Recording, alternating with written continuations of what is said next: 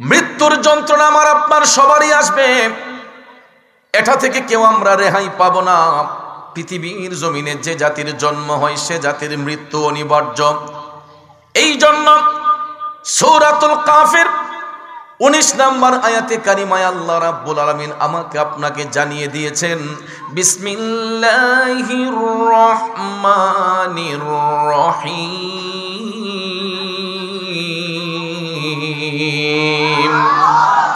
ওয়াজাআত সাকরাতুল মাউতি বিল হক। একটা জবান বন্ধ রাখবেন না, জবান খুলে উচ্চস্বরে বলুন আল্লাহু আকবার। ও বন্ধু আমার, আল্লাহ রাব্বুল আলামিন জগৎবাসীদেরকে জানিয়ে দিচ্ছেন যে অবশ্যই মৃত্যুর যন্ত্রণা তোমাদের নিকট আসবে, মৃত্যুর যন্ত্রণা অবশ্যই তোমাদের নিকট আসবে।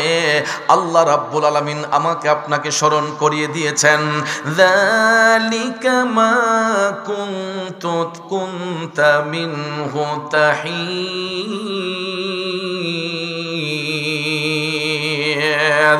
এটা হতেই তোমরা অব্যাহতি চেয়েছিলে, অর্থাৎ আল্লাহ রাব্বুল আলামিন আমাকে আপনাকে স্মরণ করিয়ে দিয়েছেন, বান্দারে তুমি তো প্রতিটা মুহূর্তে মুহূর্তে আমি আল্লাহকে ডেকে বলেছিলে, মৃত্যুর যন্ত্রণা থেকে বাঁচার জন্য তুমি আমি আল্লাহর কাছে তওবা করেছিলে। আমরা দেখবেন যখনই তওবা করি আল্লাহর দরবারে আমরা ফরিয়াদ করি, হাত উঠাইয়া বলি আল্লাহ গো আমাকে ঈমানের সহিত মৃত্যু দান করো, এই কথা বলি কি বলি না বাবাজিরা আমার? অর্থাৎ এটা থেকে আমরা অব্যাহতি চেয়েছি আল্লাহর দরবারে, মৃত্যুর যন্ত্রণা থেকে বাঁচার জন্য আমরা আল্লাহর দরবারে অ্যাপ্লিকেশন করে আসছি। দুনিয়ার জমিনে যতদিন আমরা আল্লাহর দরবারে হাত উঠিয়েছি সব সময় আমরা আল্লাহকে বলেছি, আল্লাহ আমাকে রাস্তাঘাটে মরণ দিও না, অ্যাক্সিডেন্টে মরণ দিও না, অসুবিধার মধ্যে ফেলে দিয়ে মাইরো না, ঈমানের সহিত মৃত্যুদান করো, দয়াল নবীর চেহারা মুবারক দেখায়া দেখায়া মৃত্যুদান করো। এই ফরিয়াদ আমি আপনি করি কি করি না? বন্ধুরা আমার, মৃত্যুর বিছানায় আমি আপনি যখন শুয়ে যাব, হাদিস শরীফের মধ্যে আল্লাহর হাবিব সাল্লাল্লাহু আলাইহি ওয়াসাল্লাম বলেছেন, আজরাইল আলাইহিস সালাম আমার আপনার জান কবজ করার জন্য যখন আসবে, আজরাইল ফেরেশতার দুইটা সূরত থাকবে গো। ও বন্ধু, মুমিনদের কাছে আজরাইল এক সূরতে যাবে, আর মুনাফিক বেঈমানের কাছে আজরাইল ভিন্ন সূরতে যাবে। আর ভিন্ন সূরতটা কেমন হবে? আল্লাহর হাবিব সাল্লাল্লাহু আলাইহি ওয়াসাল্লাম বলেছেন, বেঈমান মুনাফিক যারা হবে, যারা দাজ্জাল, যারা কাযযাব, যারা ঈমানের বহির্ভূত চলাফেরা করেছে, ঈমানি জিন্দেগি যারা অতিবাহিত করতে পারে নাই, মুনাফিকি জিন্দেগিতে যারা লিপ্ত ছিল, জেনার কাজে যারা লিপ্ত ছিল, বেবিচারিতে যারা লিপ্ত ছিল, মানুষের প্রতি যারা জুলুম নির্যাতন করত, ওই ব্যক্তিগুলা যখন মৃত্যুর বিছানায় শুয়ে যাবে, আল্লাহর হাবিব বলতেছেন আজরাইল ফেরেশতা তাদের নিকট হিংস্র প্রকৃতির হইয়া ভয়ঙ্কর একটা রূপ ধারণ করে আজরাইল ফেরেশতা ওই সমস্ত ব্যক্তিদের কাছে আসবে যারা হলো বেঈমান মুনাফিক। আব্বাজিরা আমার, ওই ভয়ঙ্কর রূপটা কেমন হবে? আল্লাহর হাবিব সাল্লাল্লাহু আলাইহি ওয়াসাল্লাম বলেন, আজরাইলের সেই ভয়ঙ্কর রূপটা দেখার সাথে সাথে ওই বান্দার এমন ভাবে পসিনা শুরু হয়ে যাবে, তার মধ্যে এমন একটা পেরেশানি শুরু হবে যেন পৃথিবীতে ওই ব্যক্তি এর চাইতে বড় কষ্ট আর কোনোদিন কোথাও পায় নাই।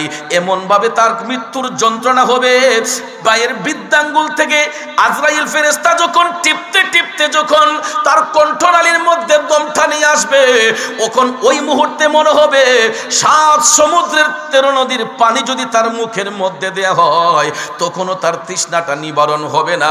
কারণ ভাইয়ের আমার, মৃত্যুর বিছানায় যখন বেঈমান মুনাফিক যখন শুয়ে থাকবে গো, তাদের কাছে এমন একটা ভয়ঙ্কর অবস্থা হয়ে যাবে, ভয়ঙ্কর সুরত ধারণ করার পরে তারা এমন একটা ভয়ের মধ্যে পড়ে থাকবে, 7 সমুদ্র 13 নদীর পানি যদি তাদের মুখের মধ্যে ঢেলে দেওয়া হয় তখনও তাদের তৃষ্ণা যেন নিবারণ হয় না। অর্থাৎ আজরাইল আলাইহিস সালাম এমন একটা ভয়ঙ্কর রূপ ধারণ করে বেঈমান মুনাফিকের জান কবজ করতে আসবে। এই চেহারাটা দেখলেই অনেকের মূত্রনালী দিয়ে মূত্র শুরু হয়ে যায়, অনেকের পায়খানার রাস্তা দিয়ে পায়খানা বের হয়ে যায়। দেখবেন আপনারা লক্ষ্য করে, অনেক মানুষ মৃত্যুবরণ করার পরে তার প্রস্রাব নালী দিয়া প্রস্রাব বের হইয়া যায়, পায়খানা নালী দিয়া তার পায়খানা বের হইয়া যায়। ঠিক না বেঠিক? আব্বাজিরা আমার, ওই মৃত্যুর যন্ত্রণা থেকে কেউ আমরা রেহাই পাবো না। এই জন্য যদি মুমিনি সুরতে মরতে চায়, ইমানি জিন্দেগিতে যারা মরতে চায়, ইমানদার মুসলমানের কাছে আজরাইল ফেরেশতা ভয়ঙ্কর রূপ নিয়ে আসবে না। ভয়ঙ্কর রূপ নিয়ে মুমিনের কাছে আজরাইল ফেরেশতা আসবে না। আজরাইল আলাইহিস সালাম যখন মুমিন ব্যক্তির জান কবজ করতে আসবে, তখন মুমিনরা এই ফেরেশতাকে দেখার সাথে সাথে তারা হাসতে শুরু করবে। দেখবেন আমার ভাইয়েরা, মুমিন মুত্তাকির যদি মৃত্যুবরণ হয়, যদি আজরাইল তাদের জানটা কবজ করে নেয়, লক্ষ্য করে দেখবেন মুমিন ব্যক্তিদের মুখের মধ্যে একটা হাসি মাখা মুখ থাকে। ইন্তেকালের পরে অনেক মানুষরা রাস্তাঘাটে হাঁটার সময় বলা বলি করে, আহ, ওই লোকটার মরণটা এত সুন্দর হয়েছে, একদম হাইসা রইছে। আমরা বলি না যে একদম হাইসা রইছে, চেহারাটা একদম হলুদ হয়ে গেছে, চেহারাটা নূরান্বিত হয়ে গেছে। এরকম কথা বলি কি বলি না? ওরে উম্মতনগরের ভাইয়েরা, আজরাইল ফেরেশতার দুইটা রূপ ধারণ করবে, একটা ভয়ঙ্কর রূপ আর একটা সুন্দর রূপ। সৌন্দর্য রূপ নিয়া মুমিনদের জান কবজ করতে আসবে। মুমিনদের জান যখন কবজ করতে আসবে, হাদিস শরীফের মধ্যে আল্লাহর হাবিব বলেছেন, এটা সুনানে নাসাই শরীফের মধ্যে হাদিস কানে এসেছে, আল্লাহর হাবিব সাল্লাল্লাহু আলাইহি ওয়াসাল্লাম বলেছেন, মুমিন ব্যক্তির কাছে যখন আজরাইল ফেরেশতা আসবে, তার জানটা এত আরামের সহিত নিবে, কিন্তু একটা পিপিলিকা কামড় দিলে যেই রকম মনে হয় মুমিন ব্যক্তির জানটা নেওয়ার সময় এতটুক পরিমাণ কষ্ট হবে, কিন্তু এর চাইতে বেশি নয়। একটা পিঁপড়া কামড় দিলে যেই রকম ব্যথা অনুভব হয়, মুমিন ব্যক্তিদের জান কবজ করার সময় ঠিক সেই রকম মনে হবে। কিন্তু বেঈমান মুনাফিকের জান যখন কবজ করতে আসবে গো, তাদেরকে এমন ভাবে কষ্ট দিবে, ওই কষ্ট থেকে তারা বাঁচার জন্য এমন অবস্থা হয়ে যাবে, এমন একটা পেরেশানির মধ্যে পড়ে যাবে যে 7 সমুদ্রের 13 নদীর পানি দিলেও যেন তাদের তৃষ্ণা নিবারণ হয় না। আর ওই কথাটা শোনার সাথে সাথেই ইমানদাররা কয়, সাকারাতের বিছানাতে কি যে যন্ত্রণা, 7 সাগরের পানি দিল তৃষ্ণা মিটে না। সেদিন কাউসারের পানি দিবেন শাহে মদিনা। ঠিক কিনা? কাউসারের মালিক যিনি, কাউসারের মালিক যিনি, তাহাকে চিনুন।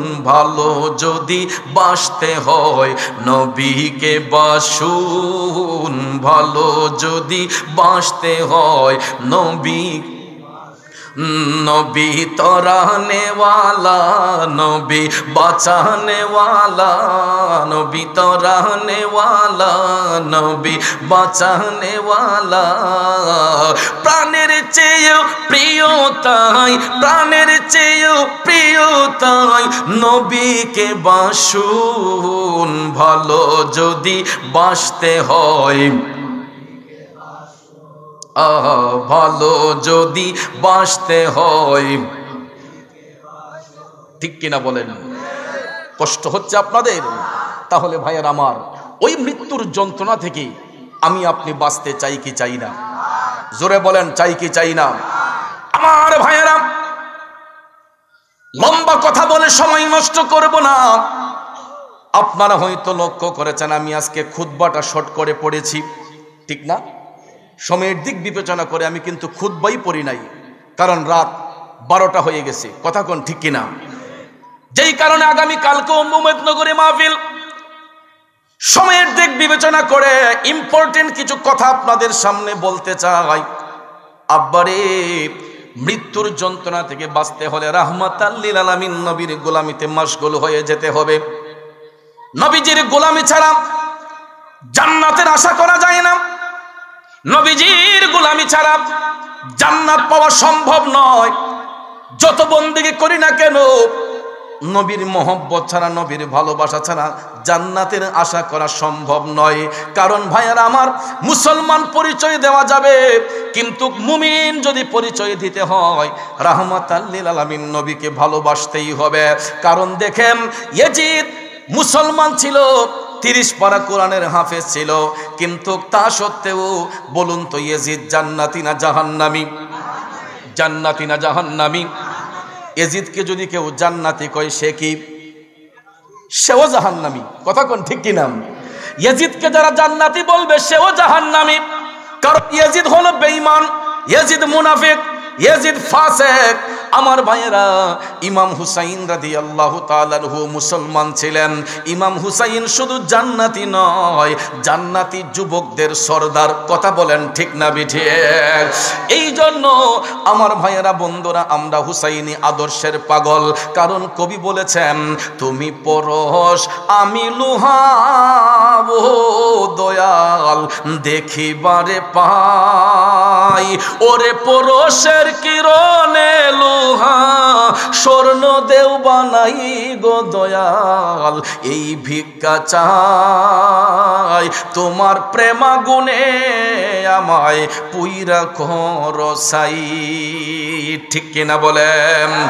আমার আব্বাজিরা গো, ও যুবক বন্ধুরা, ভালো লোকের সঙ্গে চলাফেরা হইলে ভালো হওয়া যায়, বেঈমান মুনাফিকের সঙ্গে চলাফেরা করলে ঈমান নষ্ট হয়ে যায়। কথা কোন ঠিক কিনা?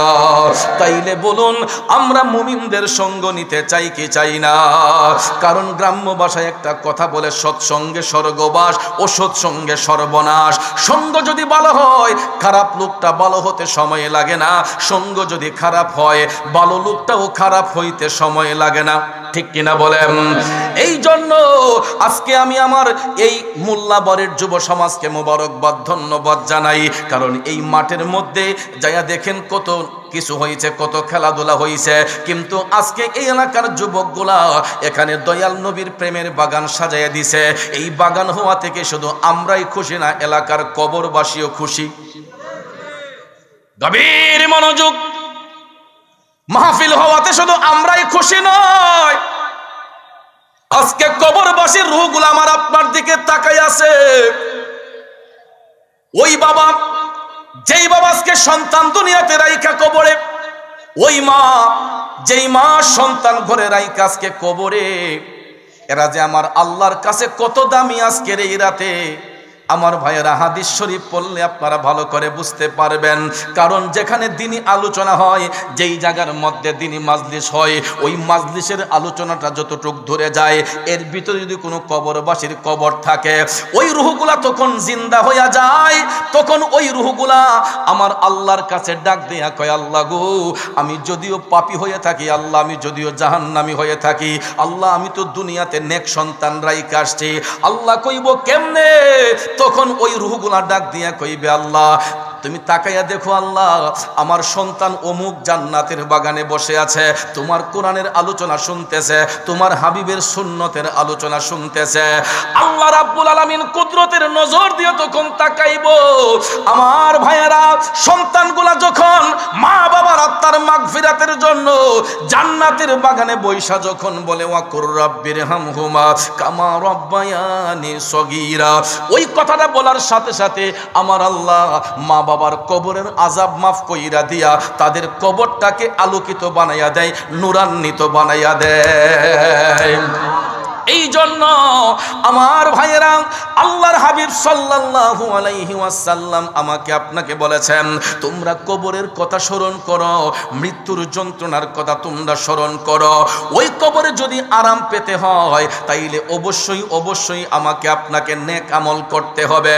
আব্বারে, কারণ হাদিস শরীফে আল্লাহর হাবিব সাল্লাল্লাহু আলাইহি ওয়াসাল্লাম বলেছেন, মুমিন ব্যক্তির কবরটা 3.5 হাত হয় না। মুমিনদের কবর 3.5 হাত নয়। আমরা দুনিয়াবাসীরা যদিও তাদেরকে 3.5 হাত কবরে শোয়াই আসি, হাদিস শরীফে রাসূল বলেছেন, মুমিন ব্যক্তিদেরকে কবরে রাখার সাথে সাথে আল্লাহ রাব্বুল আলামিন ওই কবরটাকে 70 গজ প্রসারিত করে নূরের একটা মহল বানাইয়া দেয়। এই জন্য দেখবেন, কোনো মুমিন ব্যক্তি মারা গেলে, কোনো আল্লাহর ওলি মারা গেলে, তাদেরকে দাফন করার সাথে সাথে দেখবেন তাদের মাজার শরীফটাকে একটু সুন্দর করার চেষ্টা করি আমরা। কথা কোন ঠিক না? কারণ এটা তো আমার বাবার কথা নয়, আপনার বাবার মুখের কথা নয়। হাদিস শরীফে রাসূল বলেছেন মুমিন ব্যক্তির কবর 3.5 হাত থাকে না। এটা কিভাবে? রাসূল যখন মেরাজ শরীফের মধ্যে গিয়েছিলেন, প্রথম আসমানে যাবার সাথেই আল্লাহ রাব্বুল আলামিন আপন বন্ধু নবীকে জান্নাত এবং জাহান্নাম দেখার নির্দেশ দিয়েছিলেন। সুবহানাল্লাহ বলেন। আমার মদিনার কামলিওয়ালা নবী জান্নাত এবং জাহান্নাম দেখলেন।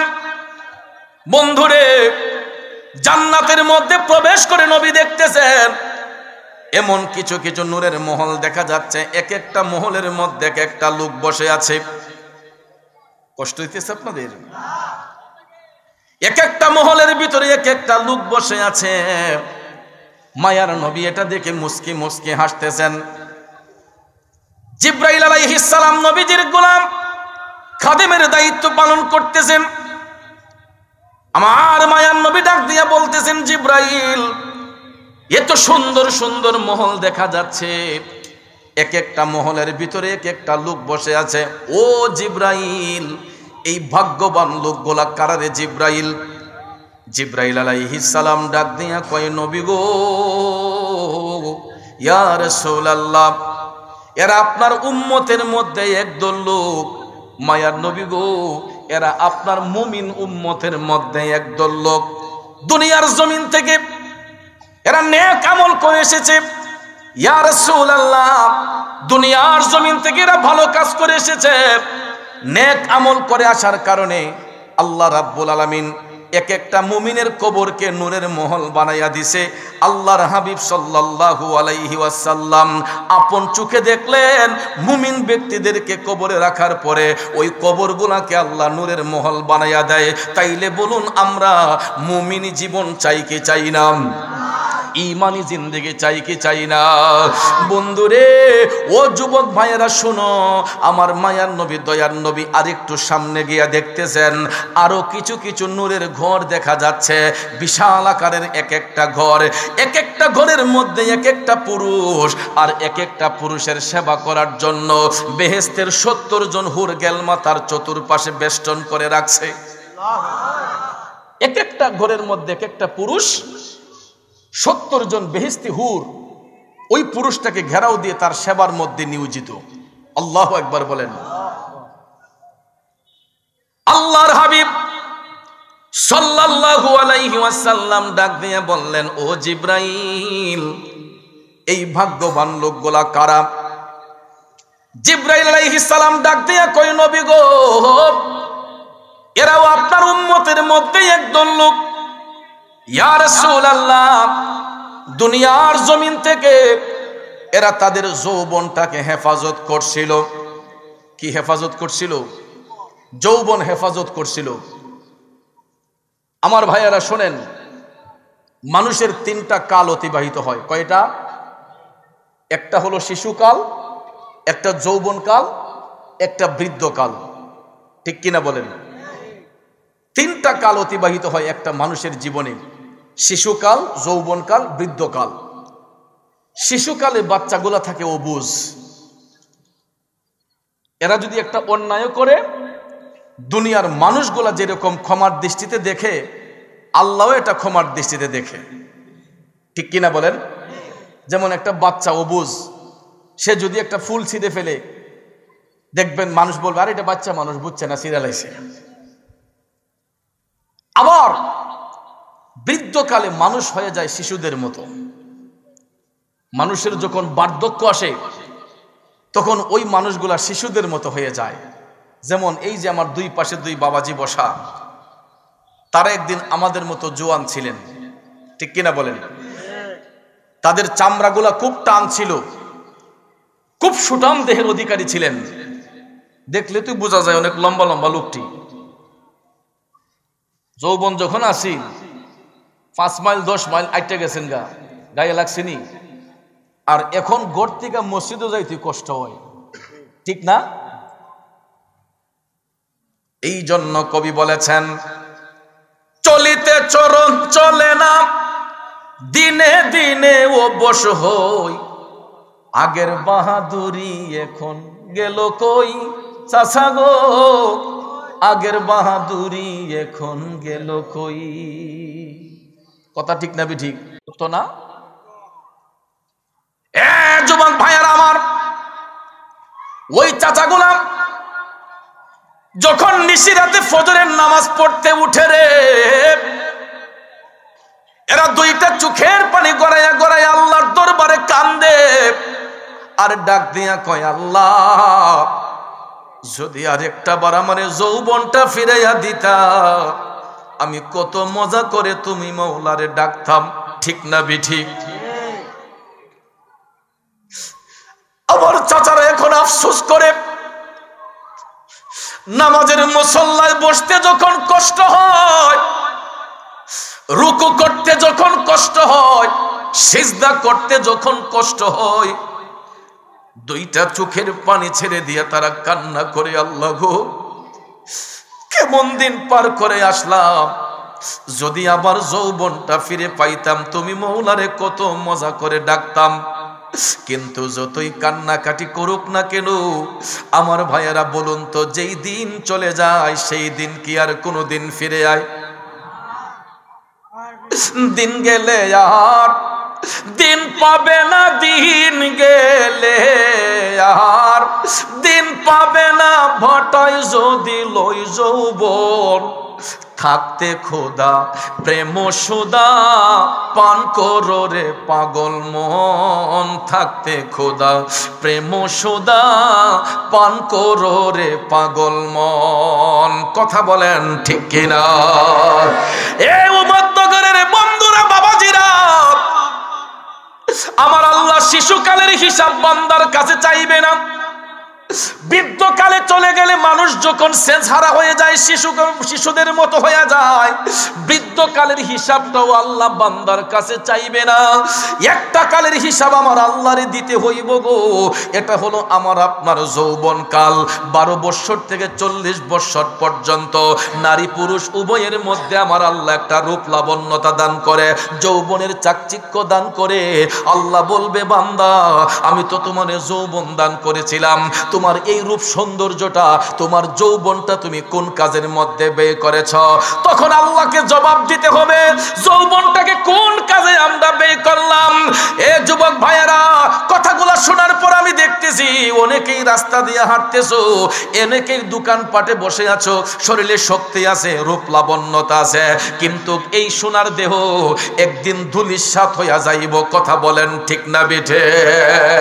যুবক শুনো রে, একজন কবি তো আমাদেরকে জানিয়ে দিয়েছেন, এই পৃথিবী যেমন আছে তেমনি ঠিকই রবে, সুন্দর ওই পৃথিবী ছেড়ে একদিন চলে যেতে হবে রে মন, চলে যেতে হবে। ঠিক কিনা বলে?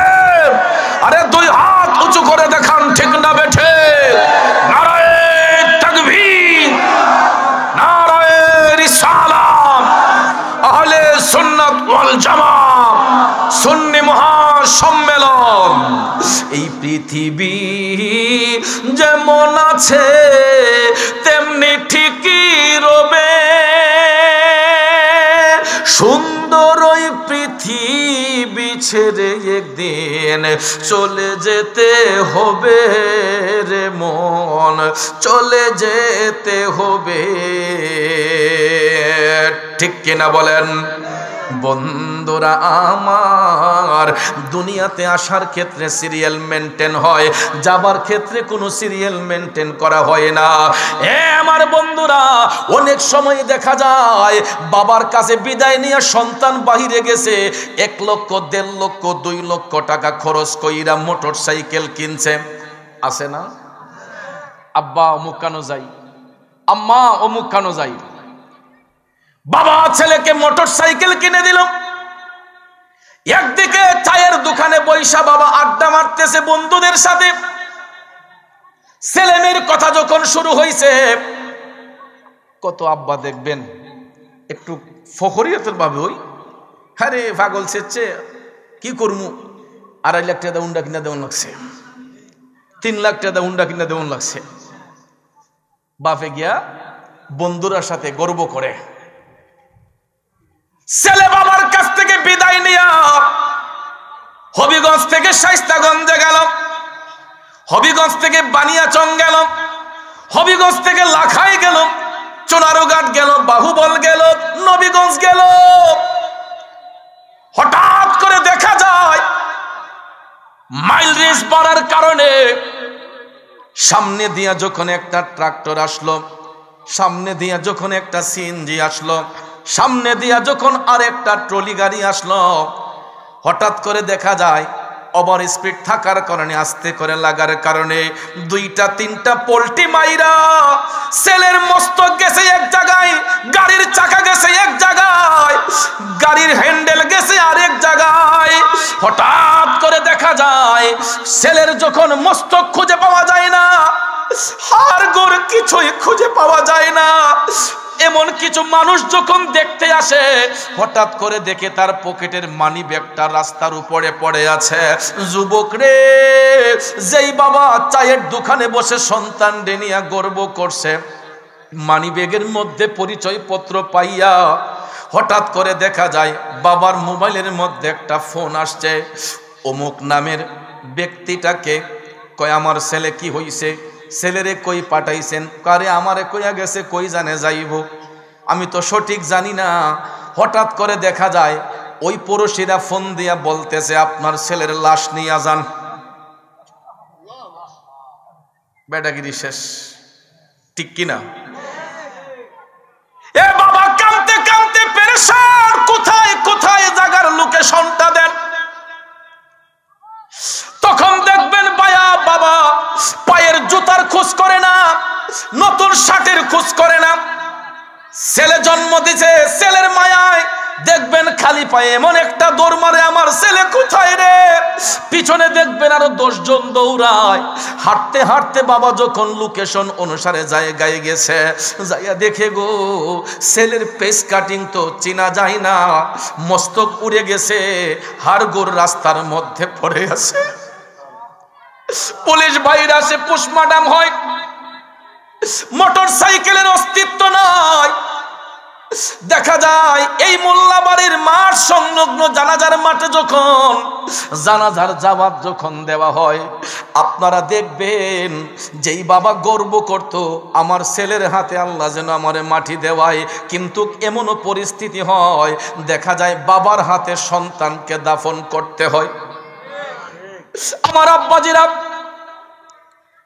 সন্তানের কাঁধে যদি বাবার লাশটা হয় এই কষ্টটা সইতে বড় সহজ হয়, কিন্তু যখন বাবার কাঁধে সন্তানের লাশ হয় এই কষ্টটা সইতে বড় কষ্ট হয়, ঠিক কিনা বলেন? এই জন্য বললাম আমার যুবক ভাইয়েরা, দুনিয়াতে আসার সিরিয়াল মেনটেন হয়, যাবার সিরিয়াল মেনটেন হয় না। এই মাঠের মধ্যে প্রতি রাত্রে মাহফিল হবে না, বৎসরে হয়তো 1 দিন 2 দিন মাহফিল হয়। আজকে এই জায়গাটা দামি না অদামি? সামিয়ানাগুলা যখন খুলে ফেলা হবে তখন জায়গার জায়গায় জায়গা পড়ে থাকবে, তখন কেউ এই জায়গাটাকে দামি বলতে পারবে না, ঠিক না ঠিক?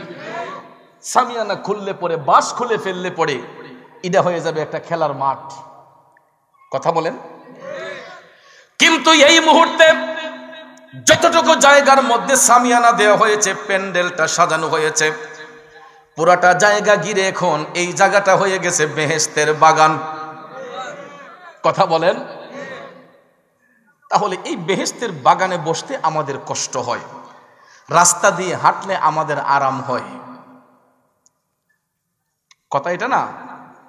এখানে বসলে মনে করে না জানি কি গজব পড়ে যাবগা, রাস্তা দিয়ে হাঁটলে মনে হয় খুব আরাম হয়ে যাবে।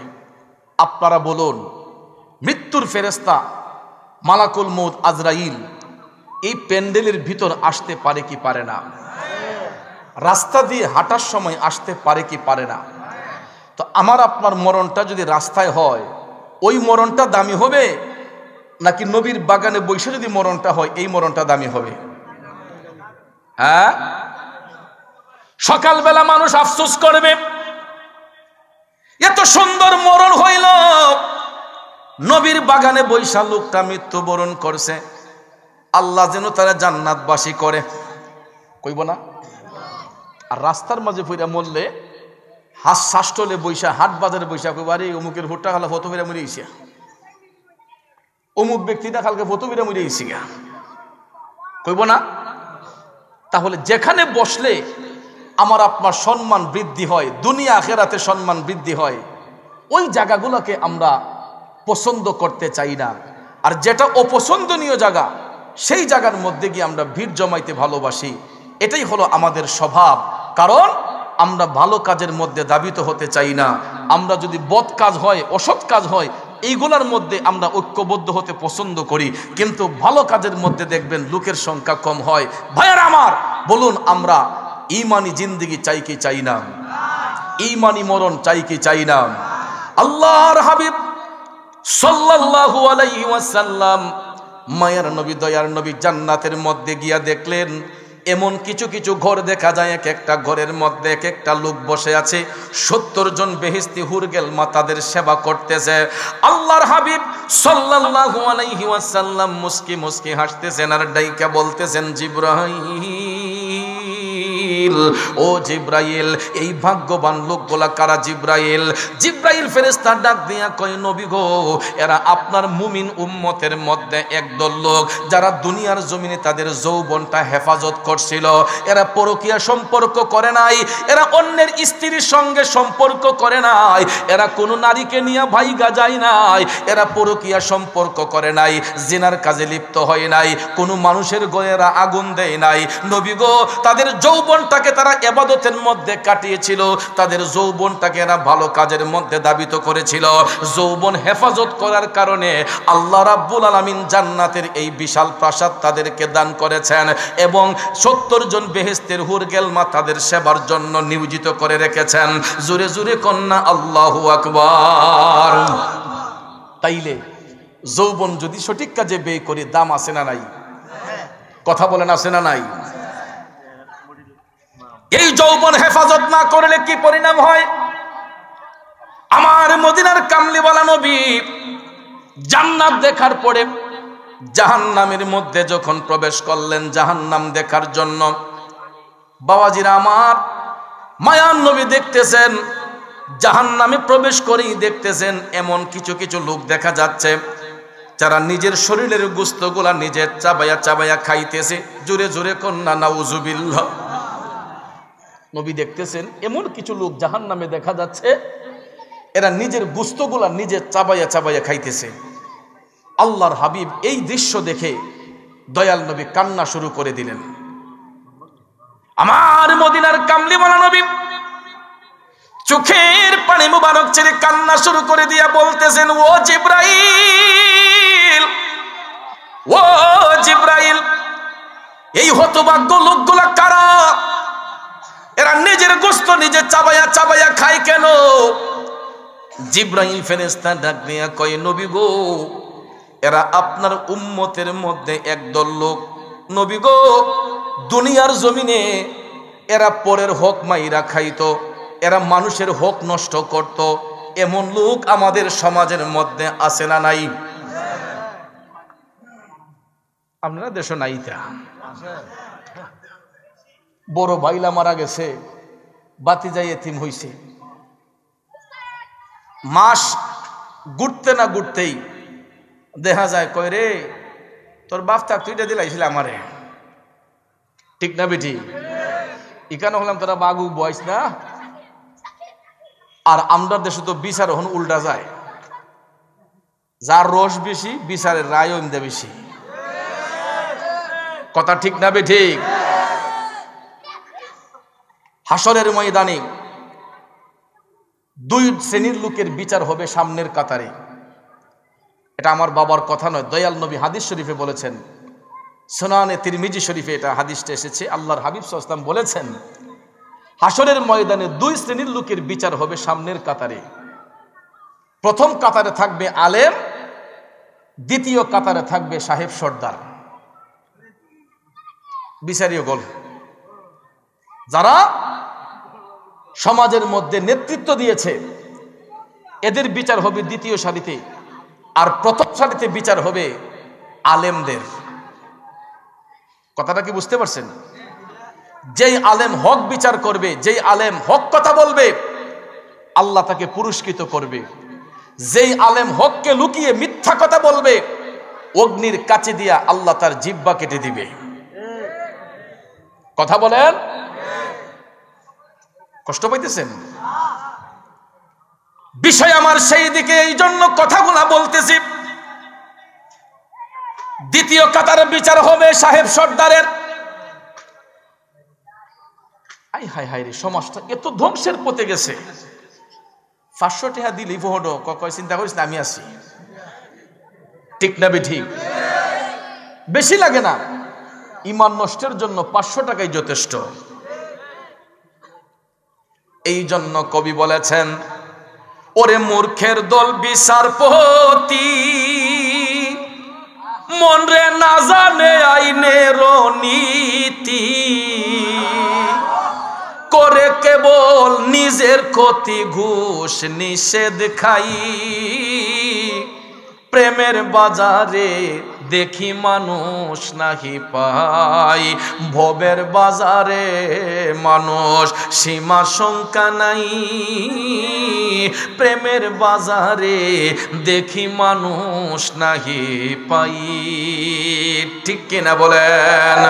আব্বাজির আমার এই মোল্লাপাড়া মোল্লাবাড়ির যুব সমাজরা যদি এখন এখানে মালজুরার গানের অনুষ্ঠান করত, যাত্রা গানের অনুষ্ঠান করত, পাবলিকের অভাব হইতো না।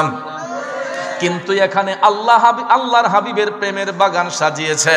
এই জন্য ফাঁকে ফাঁকে লোকগুলা যদিও তামসা করতে আসছিল, এখন অনেক লোক বাড়িতে চইলা গেছে। কথা কোন ঠিক না বিঠে? ও বন্ধুরে, গভীর মনোযোগ। আল হাক্কু মুররুন, বাজান সত্য কথা তিতা লাগবে, কিন্তু আমি সত্যটা বলতে পছন্দ করি। আমার বাড়ি ইন্ডিয়া নয়, পাকিস্তান নয়, রাজশাহী নয়, বগুড়া নয়, দিনাজপুর নয়, খুলনা নয়, কুমিল্লা নয়, চট্টগ্রাম নয়, আমি হবিগঞ্জেরই সন্তান। ঠিক না? আমি নিজের পরিচয়টা দিতে ভালোবাসি, নিজের এলাকার পরিচয়টা দিতে ভালোবাসি। অনেক বক্তারা দেখবেন তাদের পরিচয় দেয় ঢাকা, রাজশাহী, দিনাজপুর, ঠিক না? অথচ বাড়ি গিয়ে দেখেন হবিগঞ্জ, কিন্তু পরিচয় দেয় ঢাকার। একবার মুদনগরী আমার নামের পরে ঠিকানা দেয়া দিছে খতিব ভৈরব বাস স্ট্যান্ড জামি মসজিদ। আমি খুব মাইন্ড করছি যে খতিব ভৈরব বাস স্ট্যান্ড জামি মসজিদের, এটা আমি সত্য। ভৈরবী সাহেব মারা যাবার পর থেকে আমি সেখানে খুতবা দেই, জুমার নামাজ পড়াই প্রতি শুক্রবারে। কিন্তু তাই বলে কি আমার পরিচয় ভৈরব বাস স্ট্যান্ড দিতে হবে? আমি তো হবিগঞ্জের সন্তান, আমার তো একটা পরিচিতি আছে। কথা কোন ঠিক না ঠিক? কারণ আমার কারণে যদি আমার দেশকে মানুষ চিনে, আমার হবিগঞ্জকে মানুষ চিনে, এটা আমার দেশের প্রতি আমার টান। কথা কোন ঠিক না ঠিক? এই জন্য আমি যত বড় পিসাবি হই, যত জায়গায় আমার ডিগ্রি থাকুক, আমি সব সময় আমার পরিচয় দেই স্নানঘাট লতিফিয়া দরবার শরীফ বাহুবল হবিগঞ্জ। বলছে যে আমি ভৈরব দেওয়ার দরকার নাই, ঢাকা দেওয়ার দরকার নাই, আমার এলাকার পরিচয় দিতে হবে। ঠিক না ঠিক? এখন এলাকার মানুষ হিসেবে কি আপনারা মাহফিলে কিছু লোক কমে গেছেন না, তাই নাকি? কারণ আমি জানি হবিগঞ্জের মানুষ আমাকে ভালোবাসে, আর এই ভালোবাসার বহিঃপ্রকাশ এই আপনারা যারা এখন বসে আছেন। কথা কোন ঠিক না? বাজান আমার ওয়াকিব খান অনেক চেষ্টা করে আমাকে দাওয়াত করেছে। আমার আমজাদ হোসেন জালালি বলে গিয়েছে যে প্রতি রাত্রে মাহফিল 2টা 3টা, এটা সত্য। প্রতি রাত্রে 2টা তো একদম মাস্ট। আর এখন মাহফিলের তো সৃজন লাগে না, আমাদের মাহফিল 12 মাস। তাহির হিসাব মুরাদ সাহেবের মাহফিল 12 মাস চলে, দিন লাগে না, তারিখ লাগে না। কারণ এখন ডিজিটাল যুগ তো, উপরে টিন দিয়ে দেয়, দিলে আর প্যান্ডেলে বৃষ্টি পড়ে না। ঝড় বৃষ্টি হইলেও দেখা যায় মাহফিল স্থল শুকনা থাকে, পাবলিকেরও কমতি হয় না। নবীনগরে যদি আমি রাত 2টায় মাইক ধরি, দেখা যায় পুরা প্যান্ডেল ভরপুর থাকে। এটা আপনাদের দোয়া। আর আজকে এটা আমার নিজের ঘর, উমেদনগর আমার এলাকা, হবিগঞ্জ আমার এলাকা। কথা কোন ঠিক না ঠিক? যেহেতু আমি শহরে অবস্থান করি, আপনারা তো আমাদের লোক, তো কিছু কিছু হক কথা বলা দরকার আছে না ভাইয়েরা আমার? শুরুতেই বলেছি লম্বা কথা বলবো না, অল্প কিছু কথা বলবো। আমার ভাইয়েরা বন্ধুরা, 2 নম্বর কাতারে বিচার হবে সাহেব সর্দারদের, যারা ন্যায় বিচার থেকে দূরে থাকে, মানুষকে সত্যকে মিথ্যা বানায়, মিথ্যাকে সত্য বানায়। আসেনি? টাকা যার বেশি দেখবেন আয়া কয় ভাই সাহেব সামনে দিন তোলে দিয়া এটা রাখুন কিতাবে না রাখে দিন ও কিতাব হতাম বসা কবাই সাহেব এমন বিষয় এটাতে তো এমনি করার লাগবো যা গরু গেনা হতিল দা ঘুমা আমিও তো দিতাম রায়। এমন লোক আসেনি? আমার ভাইয়ারা, ওই সমস্ত ব্যক্তিগুলা জাহান্নামের মধ্যে নিজের গোশত নিজে চাবায়া খায় রে। আবার মদিনার কামলিওয়ালা নবী জাহান্নামের মধ্যে ঢুকে দেখছেন এমন কিছু লোক দেখা যায় যারা নিজের গোশত নিজে চাবায়া চাবায়া খায়। জানগা খাটাবা খাইছুন না তা বিচার উল্টা গেছেন তো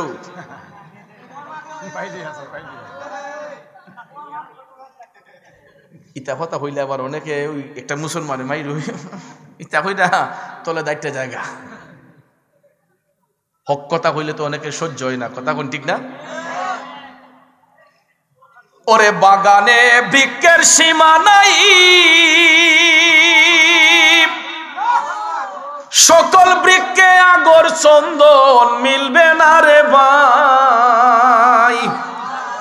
ওরে আগর বইলা শেহুরা গাছে কুড়াল খানি ভাঙ্গো না, অজ্ঞানে কি চিন্ত পারে আকবরি সোনা।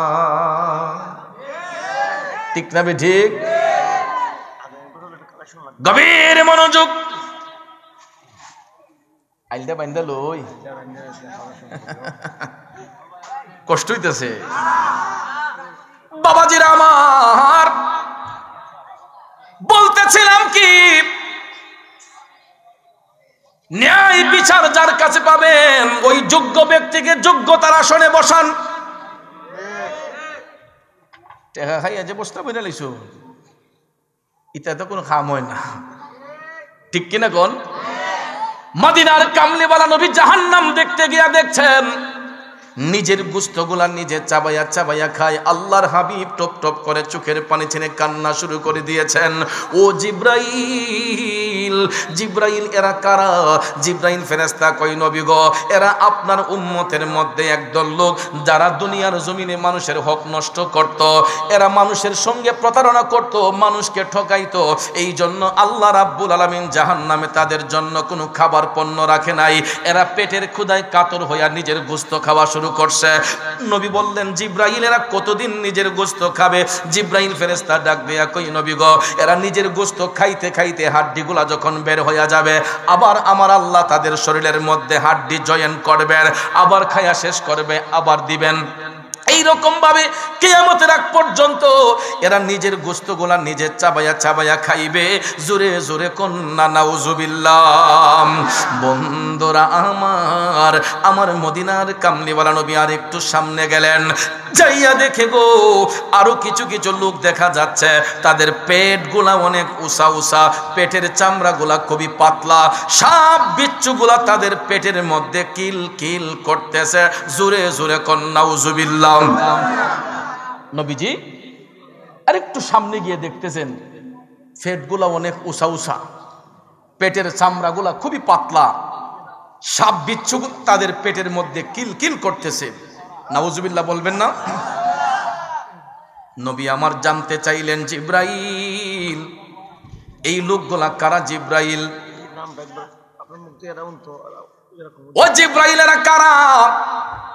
জিব্রাইল আলাইহিস সালাম ডাক দিয়া কয় নবী গো, এরা আপনার উম্মতের মধ্যে একদল লোক। কারা এরা? এরা ওই ভালো মানুষটি। আচ্ছা ইদি কইবেন, এই তো ভালো মানুষ, এরা যে ওয়াজ করছে এরা কথা কইব না, কারণ একটু সবুর করুন। নাম তো ইডেন কইতাম না, আর তো গোস্তা নাই নাম ইডেন না, আরো যদি এক্সট্রা থাকে ইডেন কইব না। আসল কথাটা কইলই কষ্ট হইতেছে। হ্যাঁ নবীনগর ওয়াজও গেছি পরে বৃহস্পতিবারের দিন ওয়াজ করছি। আমার লগে ওই রকম ভাই সাহেবের মতন এক লোক বসা, উনি আবার তাই তো ইমাম সাহেব নাহিলা, ইমাম সাহেব ওই এলাকার মসজিদের ইমাম সাহেব। ওই ভাগ্যক্রমে ঘটনাক্রমে ওই ওখান যে আলোচনাটা আইসি এখানে খালি আইসি, আর ইমাম সাহেবে আমার খালি ইতা করে দিকুন ফাইটারের মাঝে এমনি গুতা মারলে কেতকুতি লাগে লাগে না বাস আমার খালি ইতা করে আর আমি সাইট মারি কেতকুতি আই পরে আমি কইলে ঘটনা গীতা কয় এই প্রসঙ্গটা একটু পাল্টায় যেন গা কেন না বুঝেন না। আমি কই আমার তো বুঝার বিষয় না, হক কথা বলবো, আমার বুঝাবুঝির কি আছে। পরে ফুস্টারও ছাইয়া দেখি পরের দিন শুক্রবার, তো ভাবলাম যে ইমাম সাহেবের চাকরি নষ্ট হয়ে যাব গা। সবাই কইব যে হুজুরে যে ওয়াজের লেগে দিছি নিশ্চয়ই ইমাম সাহেবে হইয়া দিছে, মুরাদ চৌধুরী ওয়াজ কইরা দিয়া গেছে। কিছু কিছু ইমাম সাহেবে চাকরি বাঁচাইবার লেগিয়া সুদ ঘুষের ওয়াজ মসজিদও করে না, না জানি চাকরি নষ্টই জায়গা আছে ইমন ইমাম সাহেব, কথা কোন ঠিক না? কারণ ইডা হইল তো ভাইয়ের আমার অনেকের মাথার মাঝে আসমান ভাঙ্গা পড়ে। কারণ সৎকারে এখন আমি দেখছি 90% মসজিদের মধ্যে মসজিদ কমিটির সভাপতি সেক্রেটারি 1 নম্বর সুদখোর হয়। ইতাই বাইরে খাইতে খাইতে মসজিদের টেকা বেঁধে খাইলে না মিশা কইলাম।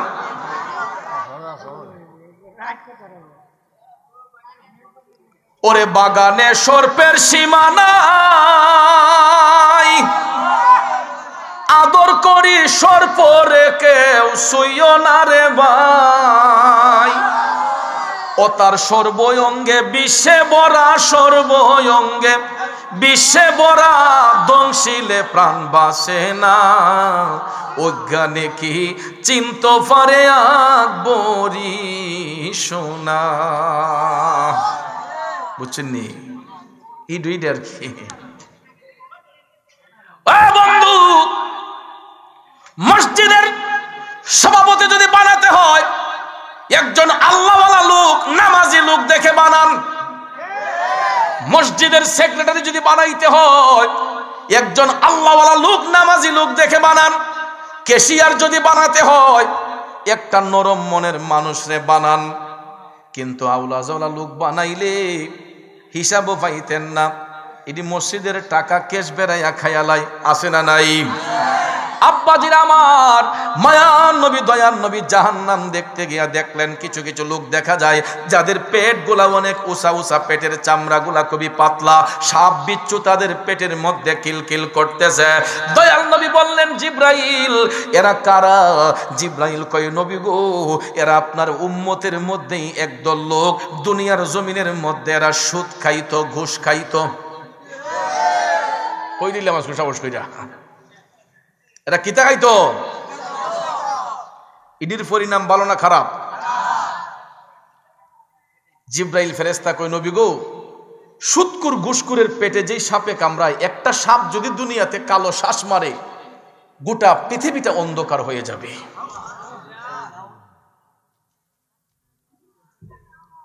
এখন সুদ বরাবর হয় না, কয় ইন্টারেস্ট। ডিজিটাল যুগ তো শুদ্ধ ভাষায় পড়ছে, না না আমি সুদ খাই না, আমি সুদ খাই না। কিতা খাওয়া? আমি ইন্টারেস্ট। বুঝছেন নি? এমন তালুইছে আর কি। আর টেকার কুমারে কলম ভাঙ্গা জায়গা দস্তখত দিতে গেলে কথা কোন ঠিক আসেনি? কলম ভাঙ্গা জায়গা। আমার কথায় কি রাগ করছে? এরা মনে করছে ইতা কথা বলে নাকি উঠে জায়গা, কালেকশন আনি বন্ধু জায়গা। আপনারা কে উঠবাই? আজ কইব ঠিক না? ঠিক টেকার কুমারও গেছি গা। আপনার এক বড় গিরস কইলিতাম নি পয়সার কুমারে কয় আমার জি গাবো বিয়া দিতাম না। কই দিবা বা? টাউন শহর ছাড়া বিয়া দিতাম না। এরপরে গোটক যখন বউ দেখতেছে তে একলা জামাই সন্ধান লিয়ে গেছে, গ্রামের মাঝে গিয়া কইছে ভাইসা গৃহস্থ কইতাছে কয় জামাই পাইছে এগুলা কিতাবা ও নাইট গার্ড ইংলিশে কইছে। এখন নাইট গার্ড হইন না গৃহস্থ বেড়া সে লেখাপড়া জানা না তো ওই এমনি গুইরা টেকা বানাই দিছে বুঝছেন নি। এখন কয় থেলি সভ্যনাশ শিক্ষিত জামাইরি নাইট গার্ড কয় তাড়াতাড়ি মাতো বিয়া আমি আর কোথা দেখতাম না ই জামাই দরকার শহরও নি বাড়ি টাউনও কইতেলে দেখ তাড়াতাড়ি দেখ। এরপরে বিয়া মাতা শুরু করছে। বিয়া হয়ে গেল নাইট গার্ডের লগে বড় গিরস গ্রামের পয়সাওয়ালা লোক দেলাইছে নাইট গার্ডের কাছে বিয়া। এখন বিয়ার পরে কয় আমার জিলা কি দাদা আছে কেইজন গিয়া আইসে টাউনও আইয়া দেখে জামাই হারা দিন খালি ঘুমায় আর যে সন্ধ্যা হয় জামাই ঘর থেকে বাড়ি জায়গা রাইতের ভিতরে আর বাসা থাকে না। একদিন 2 দিন 3 দিন থাকার পরে শ্বশুরে কয় শুনলাম আমার জামাই চাকরিয়ান নাইট গার্ড বেটা দেখালে সারা দিন ঘুমান বেটা হইতা হল কোন চাকরি করুন আজকা দেখমু।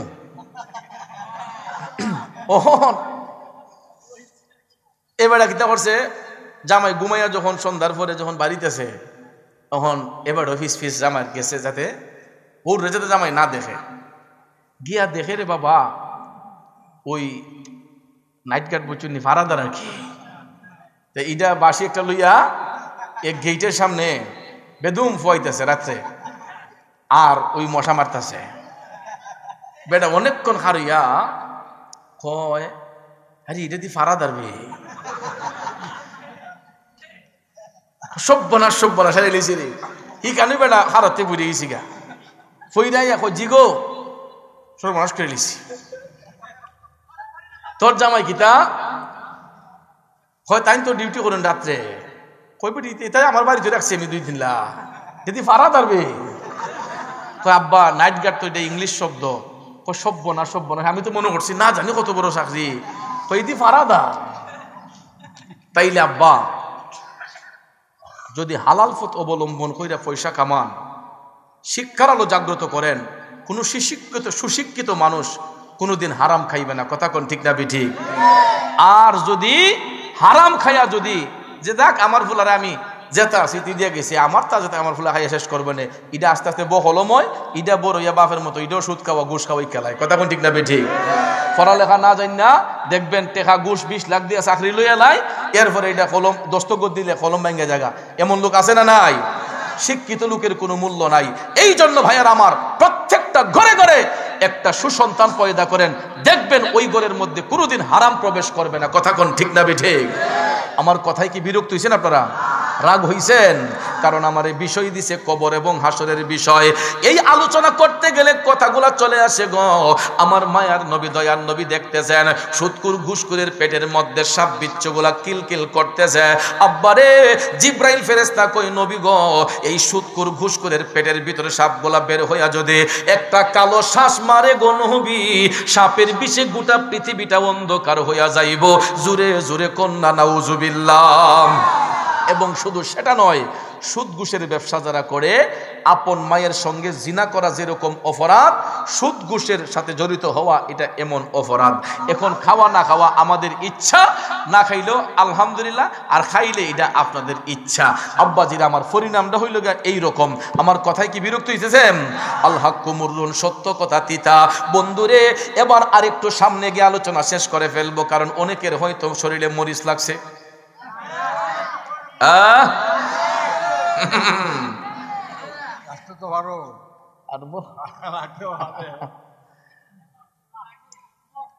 আমার যুবক ভাইয়েরা গভীর মনোযোগ নবী আমার আর একটু সামনে গিয়ে দেখতেছেন এমন কিছু কিছু দৃশ্য নবী দেখছেন কিছু কিছু কবর দেখা যাচ্ছে কবরের মাটি গোলা ফাইটা আগুনের ফুলকি গোলা উপর দিকে উতলাইয়া উঠতেছে নাউজুবিল্লাহ কোন।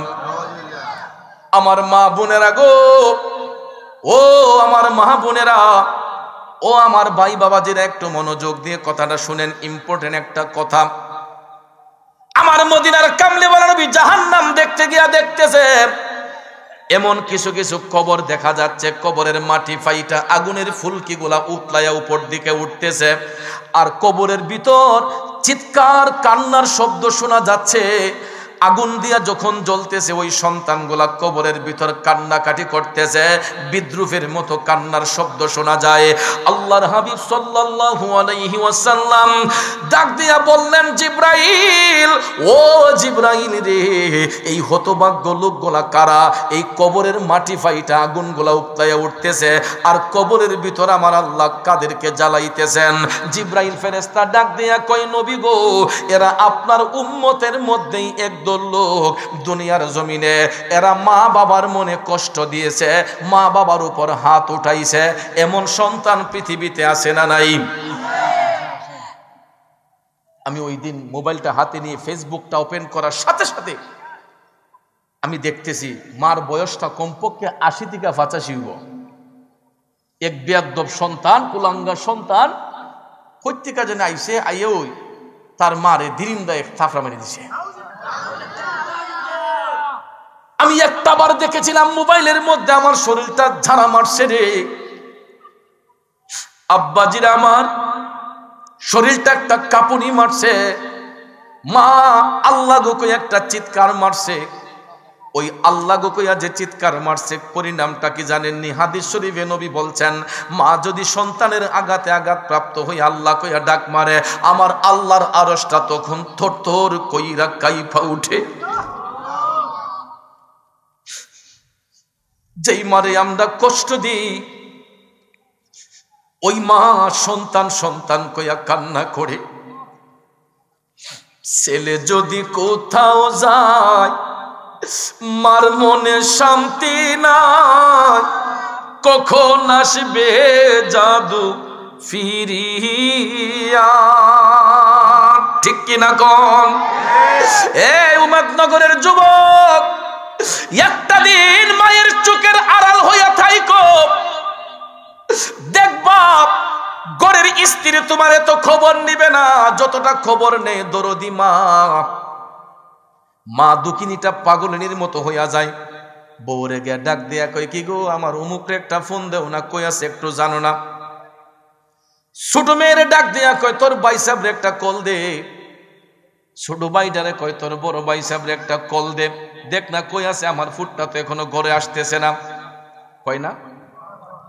যুবক ভাইয়ার আমার, যেই মা নিজের মুখে খাবার না দিয়ে সন্তানের মুখে খাবার দিয়েছে, যেই মা নিজে না খেয়ে সন্তানদের খাওয়াইলো, আদর সোহাগ ভালোবাসা দিল, ওই সন্তানগুলা যদি বড় হইয়া মা বাবার দিলের মধ্যে আঘাত দেয়, কষ্ট দেয়, আমার আল্লাহর আরশটা তখন কাইপা উঠে।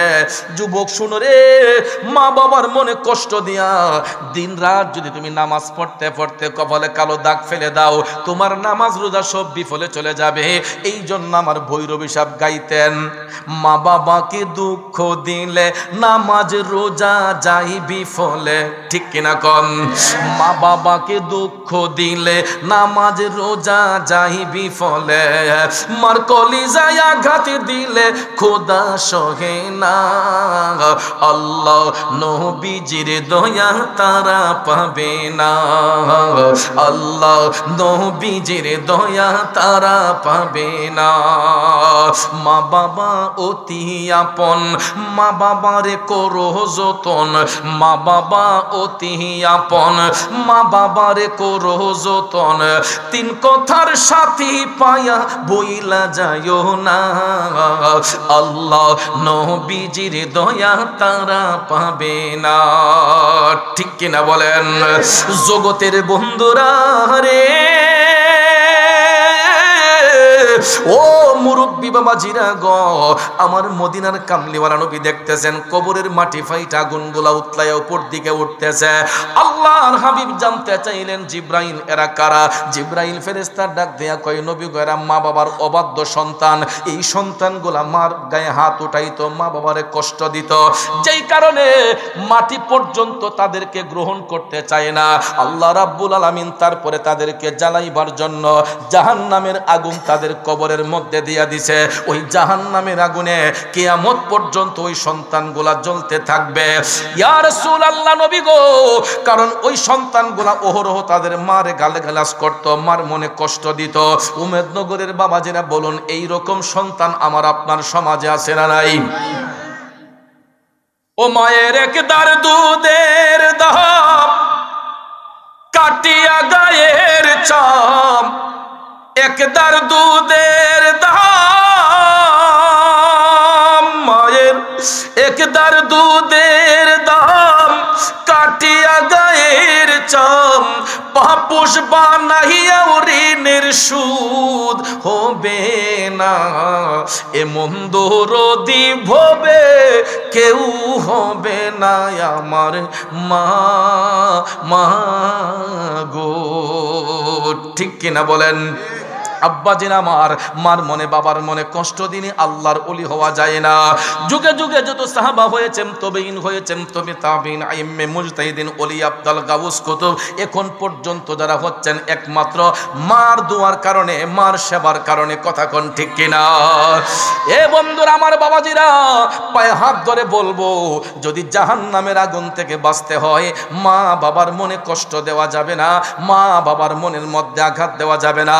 যদি কেউ আঘাত দেয়, জাহান্নামের আগুন তার জন্য নির্ধারিত করে আল্লাহ পাক রেখেছেন। এটা আমার কথা নয়, আপনার কথা নয়, হাদিস শরীফের মধ্যে আমার দয়াল নবী বলেছেন।